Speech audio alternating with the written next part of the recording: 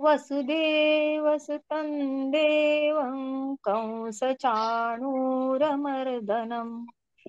देवकी परमानन्दं कृष्णं वन्दे जगद्गुरुम् श्रीकृष्णं वन्दे जगद्गुरुम्. भगवद्गीतेतला 20वा श्लोक, त्याचा अर्थ आणि त्याच्यावर संत ज्ञानेश्वरांनी केलेलं स्पष्टीकरण इथून सुरुवात करते मी. न प्रहृष्ये प्रियं प्राप्य नो द्विजेत् प्राप्य च प्रियं स्थिरबुद्धिरसम्मूढो ब्रह्मविद्ब्रह्मणि स्थितः. या श्लोकाचा अर्थ आहे, प्रिय वस्तूची प्राप्ती झाली असता आनंद मानू नये आणि अप्रिय वस्तूची प्राप्ती झाली असता उद्वेग मानू नये. अशी समदृष्टी ज्याची आहे तेच स्थिरबुद्धी, मोहरहित, ब्रह्मज्ञ व ब्रह्माचे ठिकाणी स्थित आहे असे ओळख, असे भगवान अर्जुनाला सांगतात. 5वा जो अध्याय आहे, कर्म कर्मसन्यास योग. कर्मसन्यास योग म्हणजे कर्मसन्यास आणि निष्काम कर्म याचा अर्थ या अध्यायामध्ये विधित झालेला आहे.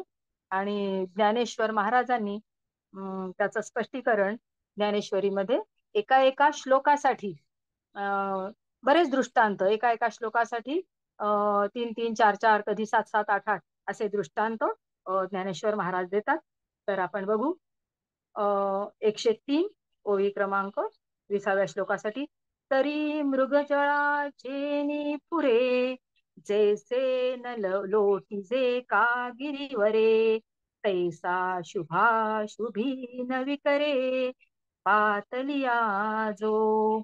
अर्थ, मृगजलाच्या लोंढ्याने ज्याप्रमाणे मोठा पर्वत किंचितही ढकलला जात नाही, त्याप्रमाणे चांगल्या अथवा वाईट गोष्टी प्राप्त झाल्या असता ज्याच्यामध्ये विकार उत्पन्न होत नाहीत, तो निष्काम कर्मयोगी असं म्हणायचंय.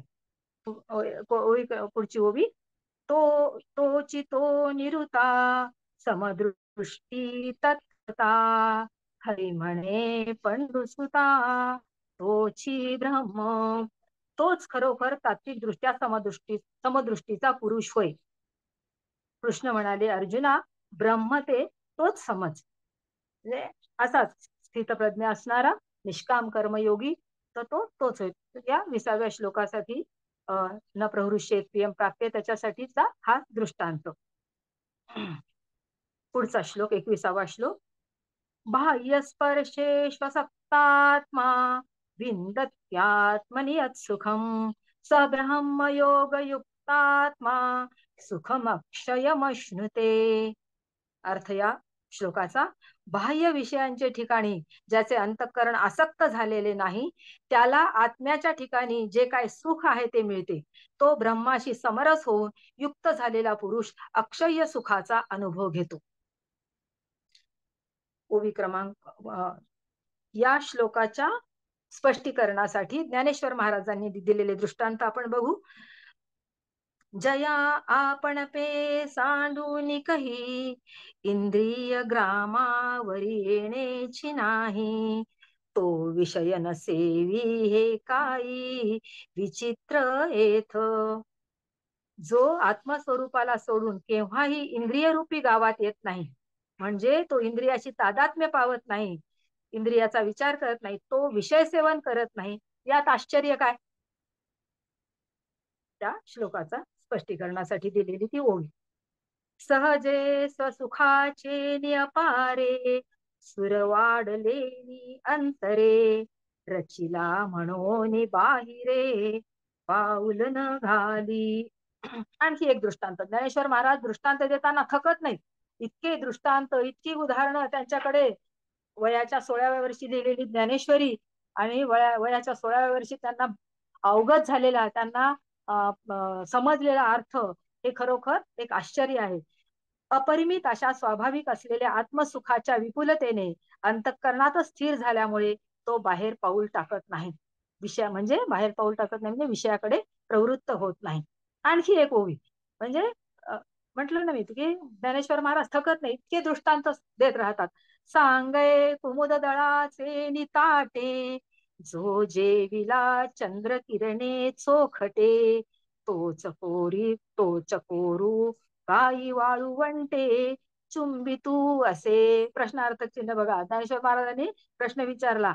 सांग, कमळाच्या पाकळीच्या पात्रावर जो शुद्ध चंद्र किरणांचे भोजन करतो, तो चकोर पक्षी वाळवंटातील दगड चाटत बसेल काय? इतकं म्हणजे ज्याला ब्रह्मज्ञान प्राप्त झालेलं आहे, तर तो तो मनुष्य इंद्रिय सुखाच्या इंद्रिय सुखाची आसक्ती धरू शकेल काय? ह्याच स्पष्टीकरणासाठी ही ओवी ज्ञानेश्वर महाराजांनी दिलेली आहे की चकोर पक्षी चंद्रकिरणाचं भोजन ज्याला मिळतं, तो कशाला दगड चाटत बसेल वाळवंटातला, नाही का? एरवी तरी कौतुके, विचारून पाहे पानिके, या विषयाचे निसुखे झकविती कवण. एरवी सहजच चांगला विचार करून पहा, या विषयाच्या सुखाने कोण फसले जातात? सामान्य लोक. कोण फसले जातात या विषयाच्या संघाने? सामान्य लोक, ज्याला ज्ञान झालेलं नाही, ज्यांना सुखात त्या सुखामध्ये काय वाईट आहे किंवा ते सुख किती क्षणभंगूर आहे ज्याला कळत नाही, तो तेच फसले जातात, हे महाराजांना म्हणायचंय. आता 5व्या अध्यायातला 22वा श्लोक आपण बघू. येही संस्पर्शजा सॉरी येही संस्पर्शजा भोगा, दुःख यो नवयेवते, आद्यवंतत्त कौंतेय, न ते शुरमते बुधहा. श्लोक आणि ओवी यांच्या ज्या चाली आहेत त्याच्यामध्ये असा फरक पडतो बघा. हा 22वा जो श्लोक आहे, या श्लोकाचा अर्थ आहे, विषय व इंद्रिये यांच्या संयोगाने उत्पन्न होणारे भोग दुःखालाच कारण होतात. बरोबर आहे. संसारामध्ये असणाऱ्या माणसांना हा अनुभव असतो, आपल्या सारख्या माणसांना, की आपण जितकी विषयाची आसक्ती करू, जितके विषयामध्ये आपण लोलूप होऊ, तितकं माणूस दुःखालाच कारण होते. विषय व इंद्रिय यांच्या संयोगाने उत्पन्न होणारे भोग दुःखालाच कारण होतात. त्यांना आधी आहे व अंतही आहे. या दुःखाला आणि विषय सुखाला सुद्धा आधी आहे, सुरुवातही आहे आणि शेवटही. हे कौंतेया, भगवान सांगतात, हे कौंतेया, ज्ञानी पुरुष त्यांच्या ठिकाणी रममाण होत नाही, म्हणजे विषय सुखाच्या ठिकाणी रममाण होत नाही. तर या म्हणजे येही संस्पर्शजा भोगा या श्लोकाच्या स्पष्टीकरणासाठी ज्ञानेश्वर महाराजांनी कुठली ओवी दिली आपण बघू. कुठल्या ओव्या दिल्यात आपण बघू. जी आपण पे नाही देखिले, तेची ही इंद्रियार्थी रंजले, जैसे रंगू का आळू कैले, तुषा ते सेवी. ज्याप्रमाणे भुकेलेला दरिद्री कोंडा खातो, त्याप्रमाणे ज्यांनी आत्मस्वरूपाचा अनुभव घेतला नाही तेच या विषयामध्ये रंगतात, तेच या विषयामध्ये फसतात. ज्यांना आत्मसुखाचा अनुभव आहे, ज्यांना ब्रह्मसुखाचा अनुभव आहे, ज्यांना ईश्वर प्राप्तीचा, ईश्वर सुखाचा अनुभव आहे, अलौकिक आनंदाचा अनुभव आहे, ते या विषयामध्ये कशाला फसतील, नाही का? आणखी ज्ञानेश्वर महाराज काय दृष्टांत देतात आपण बघू. ना तरी मृगे तृषा पीडिते, संभ्रमे विसरोनी जळाते, मग तोय बुद्धी बरडिते, ठाकून येती. अथवा तहानेने त्रस्त झालेली हरणे भ्रमाने खऱ्या पाण्याला विसरून, म्हणजे मृगजळाला पाणी आहे असे समजून माळरानावरच येऊन पोचतात. बरोबर आहे. मृगजळाचा दृष्टांत तर कित्येक तत्ववेत्यांच्या, ज्ञानेश्वर महाराजांच्या ओव्यांमध्ये नेहमीच येत असतो, की मृगजळ हे फसव आहे. पाणी वाटते आपल्याला पण ते पाणी नसतं. तर तसं विषय हे सुख आहे असं वाटतं, पण विषयामध्ये सुख नाही. तैसे आपण पे नाही तिथे, जया ते स्वसुखाचे सदा खराटे, तयासीची विषय हे गोमटे, आवडती. विषय कोणाला आवडतात? ज्ञानेश्वर महाराज सांगतात, तर ज्याला आत्मस्वरूपाचा अनुभव नाही, अर्थात ज्याच्या ठिकाणी स्वरूपानंदाचा नेहमी पूर्ण अभाव असतो, म्हणजे ज्याला स्वानंदाचा अनुभव नसतो, त्यालाच हे विषय म्हणजे गोड वाटतात, त्यालाच हे विषय सुखी, म्हणजे या विषयामध्ये त्यांना सुख वाटते. आणखी एक दृष्टांत बघू आपण. ज्ञानेश्वर महाराजांनी येही संस्पर्शजा भोगा या श्लोकाच्या स्पष्टीकरणार्थ दिलेला. एरवी विषयी सुख आहे, हे बोलणेची सारिखे नोहे, तरी विद्युत स्फुरणे कान पाहे, जगा माझी. या या ओवीचा अर्थ आहे, एरवी विषयामध्ये काही सुख आहे हे म्हणणे बोलण्यात जमा होणारे नाही. म्हणजे ज्याला ज्ञान झाले त्याला समजतं की विषयामध्ये सुख नाही. लहान मुलं खेळण्यामध्ये रमतात आणि खेळताना त्यांना वाटते की हेच खरं आहे, हाच आनंद आहे, हेच खरं सुख आहे, हेच खरं जग आहे. पण आपल्याला माहिती आहे तो खेळायला लागला. तसं आपण तसेच आहोत, खेळी आहे. नाहीतर विजेच्या चमकण्याने जगामध्ये का उजाडत नाही? है ना? विजेच्या चमकण्याने जगामध्ये उजाडलं असतं. तसं स जर विषयामध्ये सुख असतं तर म्हणजे कशाला लागलं असतं? है ना? पुढे बघू आपण. सांगै वात वर्ष आत तू धरे, ऐसे अभ्रच्छायाची जरी सरे, तरी त्रिमाळिके धवळा रे, करावी का? म्हणजे अर्जुनाला म्हणतात, अरे सांग, वारा, पाऊस, ऊन यांच्यापासून बचाव करण्याचे काम जर ढगांच्या सावलीनेच होईल, तर 3 मजल्याची चुनेगच्ची घरे बांधण्याचा खटाटोप कशाला? आहे का नाही? म्हणजे ढगाच्या सावलीनं जर ऊन, पारा, पाऊस याच्यापासून वारा, पाऊस यांच्यापासून जर बचाव झाला असता, तर घरं कोणी बांधली असती का? तसंच आहे हे, की विषयामध्ये सुख असतं, तर मग हे कशाला लागलं असतं ब्रह्मज्ञान? म्हणून विषय सुख जे बोलिजे, ते नेणता गावाया जल्पिजे, जैसे महुर का म्हणिजे, विषकंदा ते. काय?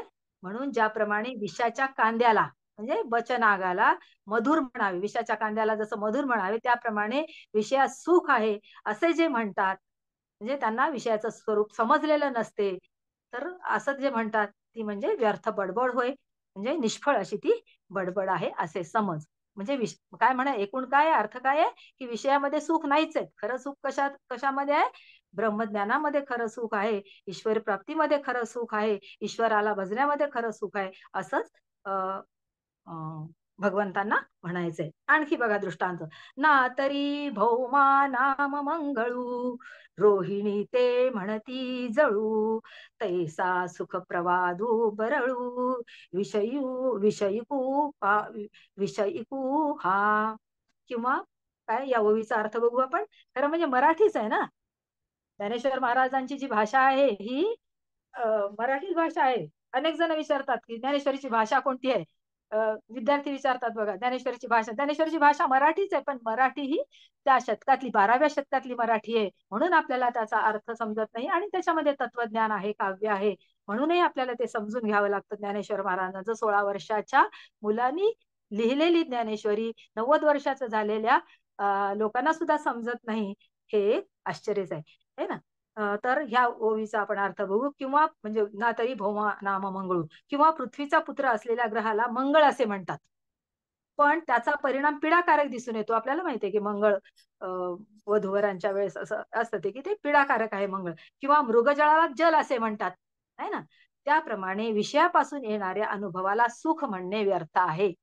सुख कशात आहे, खरं सुख कशात आहे, खरं सुख कशाला म्हणावं, हे ज्ञानेश्वर महाराज आणखी आणखी म्हणजे संस्कृत मधला श्लोक आहे तो समजत नाही किंवा तो आकलन होत नाही, म्हणून ज्ञानेश्वर महाराज आणखी आणखी दृष्टांत देतात. आणखी बघा, आणखी ज्ञानेश्वर महाराज दृष्टांत. हे असो आगवी बोली, सांगपा सर्प फणीचा सावली, ते शीतल होईल केतुली मूषकासी. हे सर्व प्रतिपादन राहू दे, म्हणजे मी तुला हे जे सांगायलो ना, हे तत्वज्ञान, ही उदाहरणं, ही दृष्टांत, ते राहू दे बाजूला. पण तू सांग, सर्पाच्या फडेची सावली आहे, ती उंदराला कितपत शांत करणारी होईल? काय की नाही? किती उदाहरणं, किती दृष्टांत. तेवढं 16 वर्षाच्या पोराला केवढं प्रचंड ज्ञान, की आज असं आपल्याला हे सगळं बघून थक्क व्हायला होतं. जैसा आमिष कवळू पांडवा, मिनून सेवी तवची बरवा, तैसा विषय संगू आघवा, निभ्रांत जाणे. अर्जुना, ज्याप्रमाणे गळाला लावलेल्या आमिषाचा पिंड जोपर्यंत मासा गिळत नाही तोपर्यंतच ठीक आहे, त्याचप्रमाणे विषयाचा सर्व संग आहे हे तू निसंशय समज. म्हणजे हे विषय आहेत, आपल्या भोवती आहेत, आपण त्याच्यावर आसक्त झालेले आहेत, पण हे विषय हे आपल्याला तारून नेणारे नाहीयेत. त्याच्यापासून वेळीच सावध राहिलेलं बरं, असं ज्ञानेश्वर महाराज त्या ओवीचा त्या श्लोकाचा अर्थ सांगताना. हे विरक्ताची दीठी, जय न्याहाळी जय किरीटी, तै पांडुरोगाची ये पुष्टी, सारखी दिसे. विषयाचं सुख कसं आहे त्याच्यासाठी काय दृष्टांत देतात ज्ञानेश्वर महाराज, की विरक्ताच्या नजरेने जर पाहिलं, म्हणजे विरक्त माणूस, संन्यासी माणूस, योगी माणूस, ज्याला ज्ञान प्राप्त झालेला आहे, तो माणूस विषय सुखाकडे कसं पाहतो, तर पंडुरोगामध्ये आलेल्या लठ्ठपणा जसा असतो, तो जसा पंडुरोगामध्ये आलेला लठ्ठपणा जसा घातक असतो, तसं विषयापासून मिळणारं सुख हे घातक आहे, हे अर्जुना तू समज. म्हणून विषय भोगी जे सुख, ते साध्यंतची जाण दुःख, परिकाय की जे मूर्ख, न सेविता न सरे. आपल्याला अर्थ कळत जातो, जरी आपण अर्थ नाही वाचला तरी आपल्याला सगळ्यांनाच अर्थ तो कळत जातो, की म्हणून विषयाचं जे सुख आहे, हे सुख शेवटी दुःखालाच जन्म देणार आहे, नाही की नाही. म्हणून विषयाच्या उपभोगामध्ये जे सुख असते ते प्रारंभापासून शेवटपर्यंत दुःखच आहे असं समज. परंतु काय करतील वेडे, म्हणजे जे अज्ञानी लोक आहेत, ज्यांना ज्यांना ते समजलेलं नाही, ज्यांना ते आकलन झाले नाही, त्यांना विषयाचं सेवन केल्याशिवाय चालतच नाही. त्यांना किती समजू द्या, त्यांना कितीही सांगू द्या की नाहीये, की एखाद्या व्यसनी माणसाला सांगितलं की दारूमध्ये सुख नाहीये, पण त्याला वाटते नाही नाही दारूतच सुख आहे ना. ज्याला चहाचं हे आहे, पथ्य आहे, त्याला म्हटलं की नाही तुला चालत नाही एखादी गोष्ट, पण तो म्हणे नाही त्याच्यातच मला सुख आहे. असं माणूस विषय सुखामध्ये माणूस इतका बुडून जातो, कारण त्यात केवळ अज्ञान हेच त्याचं कारण आहे. आणखी आणखी दृष्टांत बघू. ते अंतर नेणती बापुडे, म्हणून अगत्य सेवने घडे, सांगई पुय पंक्तीचे किडे, काय चिळसी घेती. बघा, खूप शब्दांचा अर्थ आपल्याला काही काही कळतो, पण काही काही कळत नाही. ते बिचारे वेडे लोक आतले स्वरूप जाणत नाही. वेडे म्हणजे अज्ञानी लोक, असं ज्ञानेश्वर महाराज म्हणाले, की ज्यांना समजत नाही, ज्यांना ते आकलन झालेलं नाही, म्हणून त्यांच्याकडून विषयाचे सेवन होते. जे अज्ञानी आहेत तेच विषयाचं उपभोग घेतात. तूच सांग मग, त्याच्यासाठी दृष्टांत काय दिला, त्याच्यासाठी उदाहरण काय दिलं, की कुवाच्या चिखलातील किडे कुवाची किळस घेतात काय, है ना. कुवाच्या चिखलामध्ये जे किडे असतात, किंवा बेडूक असतो बघा, तो सतत त्याच्यामध्ये चिखलामध्ये राहतो, त्याची तो किळस घेतो का. तसं विषय सुखामध्ये रमलेला माणूस हा सतत, म्हणजे विषय सुखाची त्याला कधी किळस येत नाही, किंवा विषय सुख हे दुःखाला कारण आहे असं त्याला वाटत नाही, किंवा विषय सुखामध्ये आपण फसले जात आहोत असं त्याला वाटत नाही. आणखी आणखी दृष्टांत बघा. तया दुःखिया दुःखची जिव्हार, ते विषय कर्दमीचे दरदुर, ते भोग जळीचे जळचर, सांडिती केवी. त्या दुःखी लोकांना दुःखच जीवन होऊन राहिलेले असते, म्हणजे दुःख हेच त्यांचं जीवन असते. जसं कोरोना काळामध्ये आपल्याला कोरोना सोबत जगायचं असं जसं म्हणत होते ना, तसं विषय सुखामध्ये आरक्त झालेला माणूस विषयाशी इतका एकरूप झालेला असतो, की त्याचं जीवनच हे दुःख होऊन राहिलेलं असतं. ते विषयरूपी चिखलातील बेडूकच बनतात. ते विषयासक्त लोकरूपी मासे विषय भोगरूपी पाण्याला कसे टाकतील, कारण ते त्याच्यामध्ये इतके आरक्त झालेले असतात, इतके आसक्त झालेले असतात, की ते त्या विषयाला सोडूच शकत नाहीत. इतके ते त्याच्याशी तादात्म्य केवळ अज्ञानामुळे पावलेले असतात. पुढे आणखी बघा. आणि दुःख योनी जिया आहाती, या सगळ्या दुःख योनी आहे, तिया निरर्थका तरी नव्हती, जरी विषयावरी विरक्ती धरिती जीव. शिवाय जर हे जीव विषयावर अनासक्त होतील, जर सर्वसामान्य माणूस जर विषयाची त्याची आसक्ती जर तुटेल, तर ज्या दुःखदायक योनी आहेत त्या निरर्थक होणार नाहीत काय. जसं आपण म्हणतो ना, की जगामध्ये वाईट माणसं आहेत म्हणून बरं आहे, म्हणजे चांगल्याचं चांगुल पण तरी लोकांना पटकन दृष्टीला पडतं.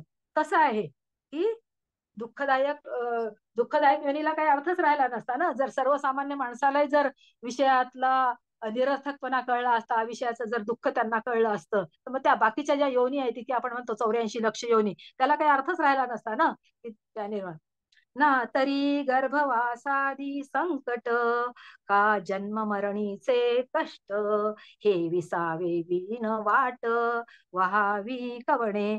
अथवा गर्भात राहणे वगैरे संकट, किंवा जन्म आणि मरण यापासून होणारे कष्ट, हा मार्ग अविश्रांतपणे कोणी चालावा. बरोबर आहे, हे जग कसं चाललं असतं, ही सृष्टी कशी चालली असती, आपल्याला माहिती आहे की जन्म हे दुःखाचंच कारण आहे, मृत्यू हे दुःखाचंच कारण आहे. म्हणजे दुःखामुळे जन्म मृत्यूच्या फेऱ्यामध्ये माणूस अडकतो.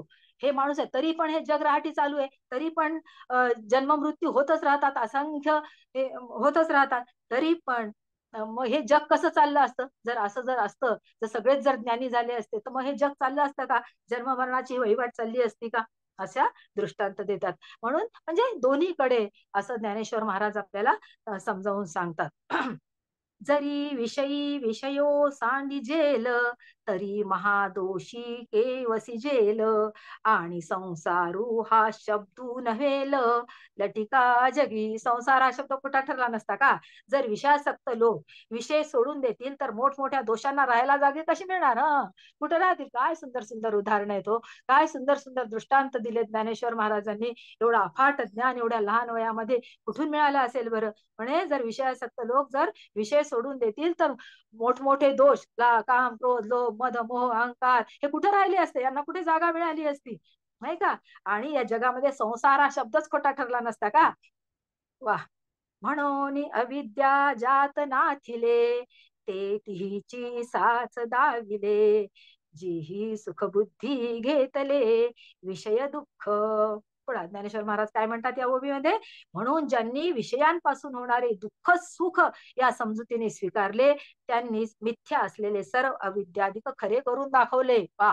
ज्ञानेश्वर महाराज या विषय म्हणजे विषयामध्ये आसक्त असणाऱ्या लोकांना, विषयामध्ये सुख मानणाऱ्या लोकांना मोठेपणा देऊन टाकतात. म्हणतात की त्यांनी हे असं केलं, त्यांनी हे असं विषयापासून येणारं दुःख हेच त्यांनी सुख समजलं.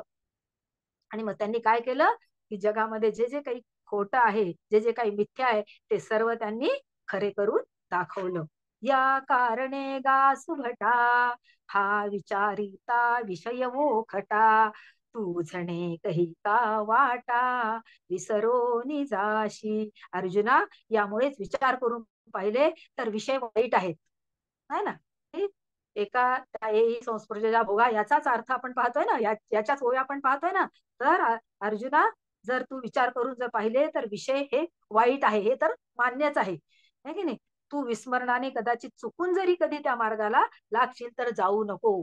अर्जुन हा भगवंताचा आवडता शिष्य आहे. अर्जुन, तर आपण म्हणतो ना, जगामध्ये नर आणि नारायण, नारायण भगवान श्रीकृष्ण आणि नर म्हणजे अर्जुन, जगामध्ये एवढे हे दोघं नर नारायणाची ही जोडी आहे. म्हणून त्या अर्जुनाला त्यानं वाईट मार्गाला जाऊ नये म्हणून त्याला ज्ञान देऊन सांगतात की अर्जुना, तू चुकून सुद्धा या मार्गाला कधी जाऊ नको, कारण विषय हे वाईट आहे, हे एकदा तू पक्क समजून घे. आणि हे कोण सांगताय तुला? तर मी भगवंत, हे तुला ज्याला खरं ज्ञान आहे ते हे तुला सांगतो. पैया ते विरक्त पुरुष, त्याजीशी का जैसे विष, निराशा तया दुःख, दाविले नावडे.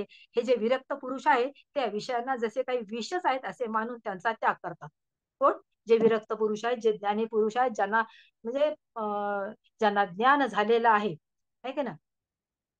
जसं आपण भगवान बुद्धाच्या बाबतीमध्ये म्हणतो ना, गौतम बुद्धाला जसं केवळ ज्ञान प्राप्त झालं, त्यांनी जेव्हा तपश्चर्या केली तेव्हा, तसं जेव्हा माणसाला ज्ञान होतं, तर ते ज्ञानी पुरुष हे विषयांना काय म्हणतात? विषच आहे असं समजतात आणि त्याचा ते त्याग करतात. कारण ते निरीच्छ असल्या कारणाने विषयांनी दाखवलेले दुःखरूपी सुख त्यांना आवडत नाही. मग ते खाण्यापिण्याचे पदार्थ असतील, इंद्रिय सुख असेल, कामसुख असेल, किंवा आणखी जी जी काही आपण ज्याला ज्याला आपण सुख म्हणतो, त्या सुखामध्ये हे कधीही आरक्त होत नाहीत. कोण? ज्ञानी पुरुष, वैरागी पुरुष. शक्नो आता 23वा श्लोक बघू आपण भगवद्गीतेतल्या 5व्या अध्यायातला. शक्नोति हैव यः सोढुं प्राक् शरीर विमोक्षणात्, काम क्रोधोद्भवं वेगः संयुक्त सुखी नरः. काय या श्लोकाचा अर्थ? इहलोकी मरणाच्या अगोदर जो मनुष्य काम व क्रोध यांचा वेग सहन करू शकतो, तोच योगी व तोच सुखी.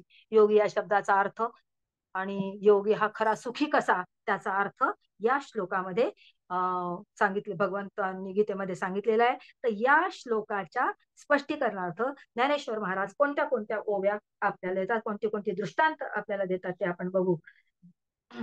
ज्ञानी यांच्या हनठाई, याची मातुही कीर नाही, देही देह भावो जीही स्ववश केले. काय?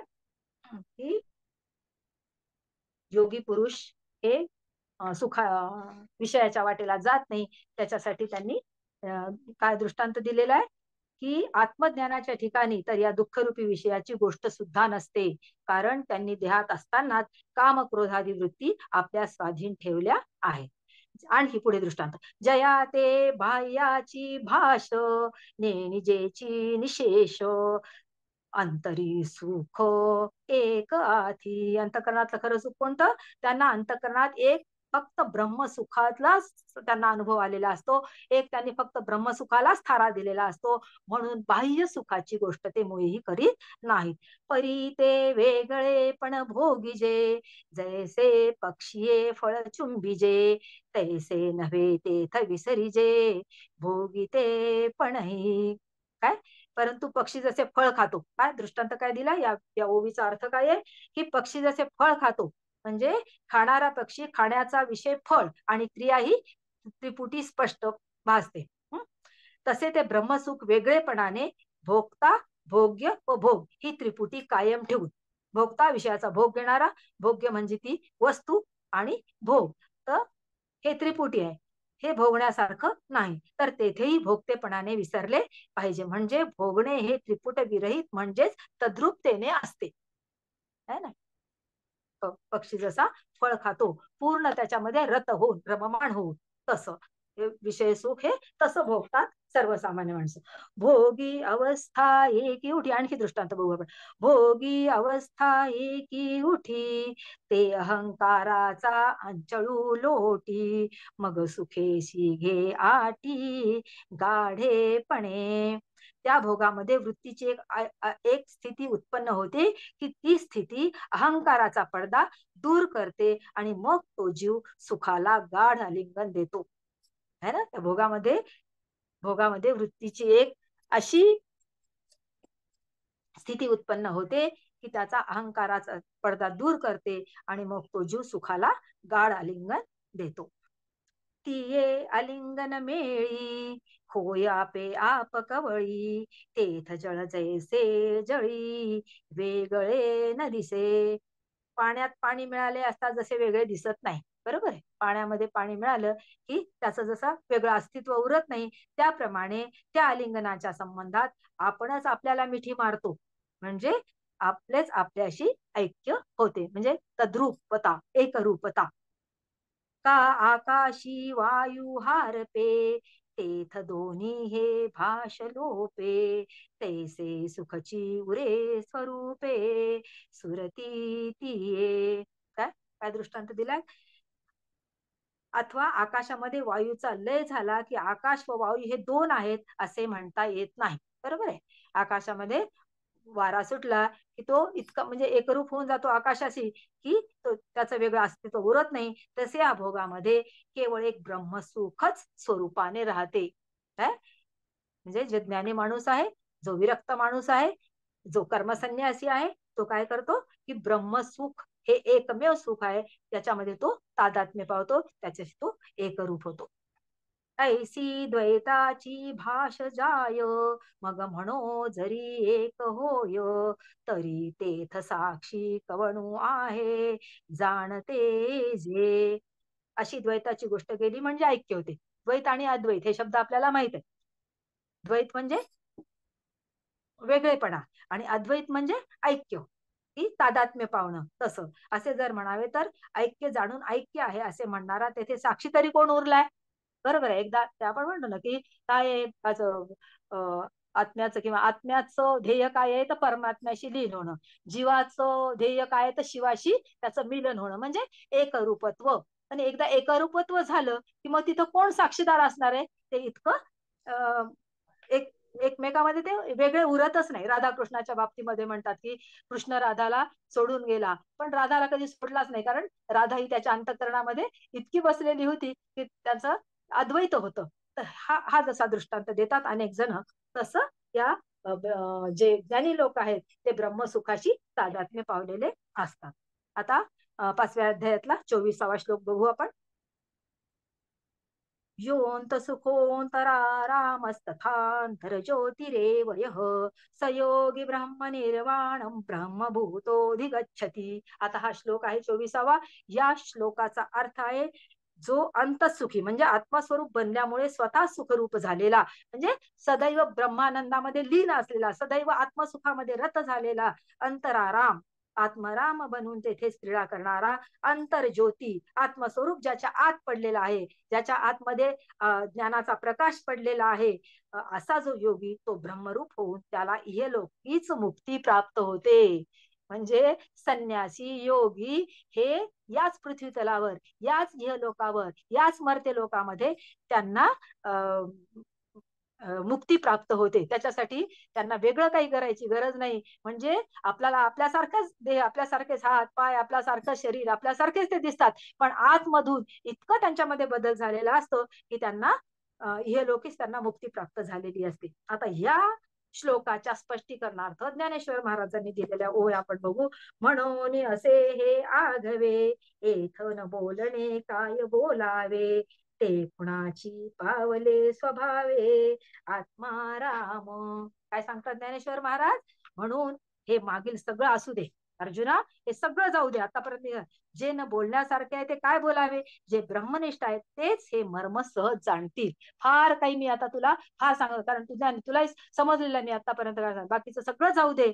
पण एक गोष्ट लक्षात ठेव की जे ब्रह्मनिष्ठ लोक आहेत तर त्यांना हे मर्म म्हणजे खऱ्या सुखाचं मर्म, विषय सुखात विषय सुखाची तुच्छता किंवा विषय सुखाची काय म्हणू आपण त्याला क्षुद्रता त्यांना कळलेली असते.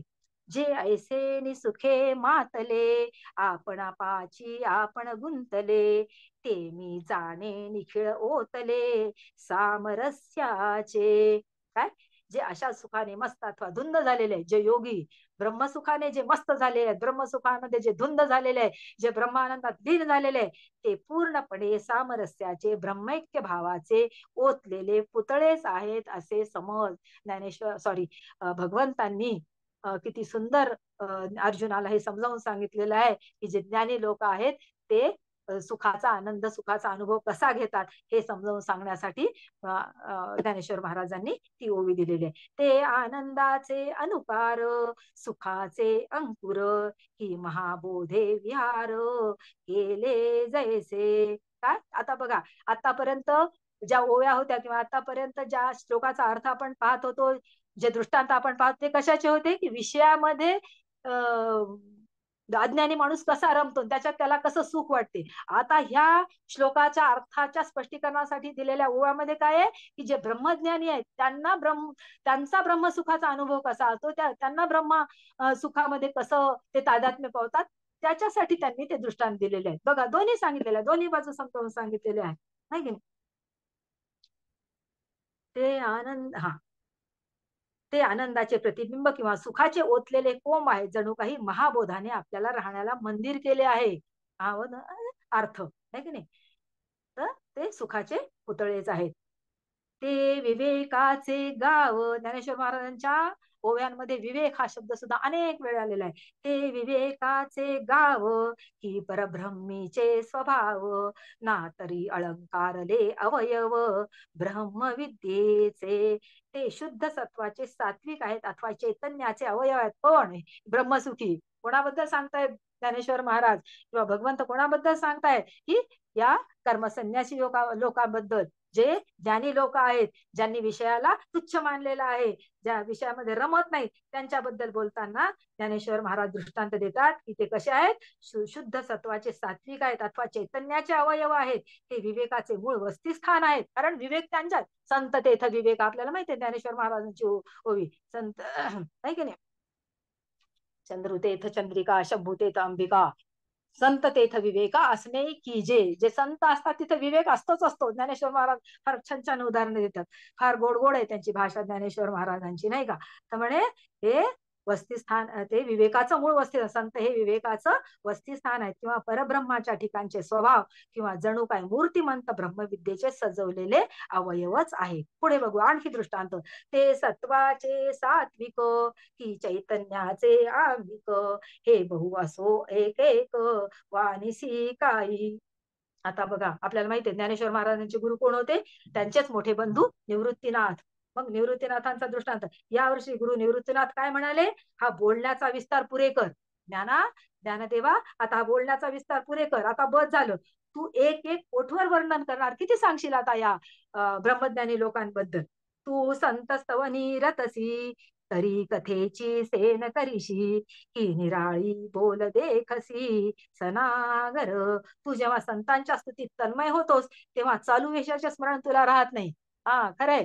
जेव्हा ज्ञानेश्वर महाराज संतांची उदाहरणं देतात एक एक, तर तेव्हा त्या इतके त्या म्हणजे त्या आवडत्या विषयामध्ये जसं माणूस आवडत्या गप्पा निघाल्या की जसं आपण त्याच्यामध्ये पूर्णपणे तादात्म्य पावतो, मग आपल्याला भान राहत नाही घरामध्ये काय चाललंय काय नाही, मुलं काय करतायत काय नाही, की इतकं आपण मैत्रिणीशी गप्पा मारण्यामध्ये जसे गुंगून जातो, तसं ज्ञानेश्वर महाराज हे संतांच्या स्तुतीमध्ये इतके रममाण होतात. आणि मग त्यांना थोडंसं हटकतात कोण, त्यांचेच मोठे बंधू, त्यांचे गुरु असलेले श्री निवृत्तीनाथ म्हणतात की तू संतांचं जेव्हा बोलतोस ना, तेव्हा तुला विषयाचं स्मरण राहत नाही, आणि विषयाला सोडून पण तू चांगले तू बोलतोस, असं नाही की तू ते तर बोलतोस, पण विषयाला सोडून सुद्धा तू चांगलं तुला बोलता येतं बरं. आता हे पुरे कर, कारण त्यांचे ते गुरु आहेत, त्यांचा अधिकार आहे तो ज्ञानदेवांना सांगण्याचा. परी तो रसातिशयो मुकुळी, मग ग्रंथार्थ दीपू उजळी, करी साधू हृदय राऊळी, मंगळ उखा. काय या ओवीचा अर्थ काय आहे? परंतु हा रसाचा अधिकपणा आवरता घे. कोणता रस आहे हा? शांत रस. हा रसाचा अधिकपणा आवरता घे, आणि आता ग्रंथाचा अर्थरूपी दिवा प्रज्वलित कर. तू सज्जनांच्या अंतःकरण रूपी मंदिरात मंगलकारक दिवसाचा प्रातःकाल कर. बघा, ज्ञानेश्वर महाराजांचा अवतारच याच्यासाठी आहे. ज्ञानेश्वर महाराजांचा अवतारच कशासाठी आहे? की भगवद्गीता लोकांपुढे आणण्यासाठी. संस्कृतमध्ये होती ती, ती लोकांपुढे येत नव्हती. संस्कृती भाषा बंदिस्त होती, आपल्याला माहिती आहे. तो फार विषय मोठा आहे, आपण त्याच्याकडे जायचं नाही आपल्याला. पण ज्ञानेश्वर महाराजांचे गुरु निवृत्तीनाथ त्यांना सांगतात की तुझ्यामध्ये खूप सामर्थ्य आहे, आणि तू काय कर, मंदिरामध्ये मंगलकारक दिवसाचा प्रारंभ कर, म्हणजे जगाला उद्धरण्याचं काम तुला करायचंय, अज्ञानी लोकांचं अज्ञान नष्ट तुला करायचंय, नाही का?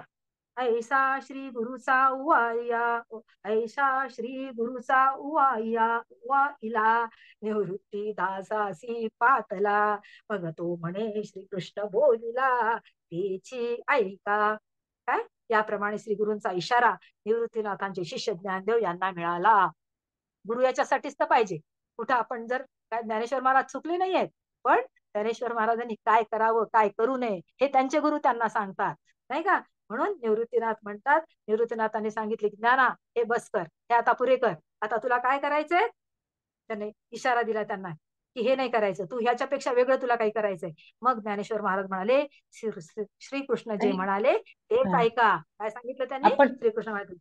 आपण इथे थांबूयात का ताई? वेळ हो झालेली हो आपली. हो हो हो, हो ताई. हो हो. ठीक आहे चालेल. ठीक आहे. खूप सुंदर ऐकूया. सांगितलं बरं का.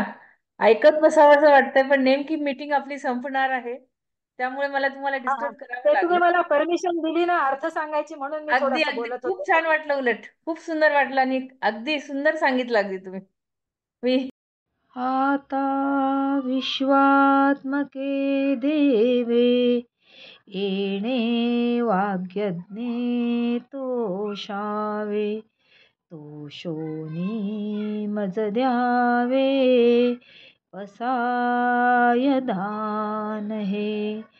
जे खळांची व्यंकटी सांडो, तया सत्कर्मी रती वाढो, भूता परस्परे जडो, मैत्र जीवांचे दुरितांचे तिमिर जाओ, विश्व स्वधर्मे सूर्ये पाहो, जो जे वांछील तो ते लाहो, प्राणी जात वर्षत सकळ मंगळी, ईश्वर निष्ठांची मांडियाळी, अनवरत भूमंडळी, भेट तू भूता. चला कल्पतरूंचे आरव, चेतना चिंतामणीचे गाव, बोलती जे अर्णव पीयूषांचे, चंद्रमे जे अलांछन, मार्तंड जे तापहीन ते सर्वाही सदा सज्जन सोय रे हो तू किंबहुना सर्व सुखी पूर्ण हो निती लोकी भजी जो आदिपुरुषी अखंडित आणि ग्रंथोपजीविये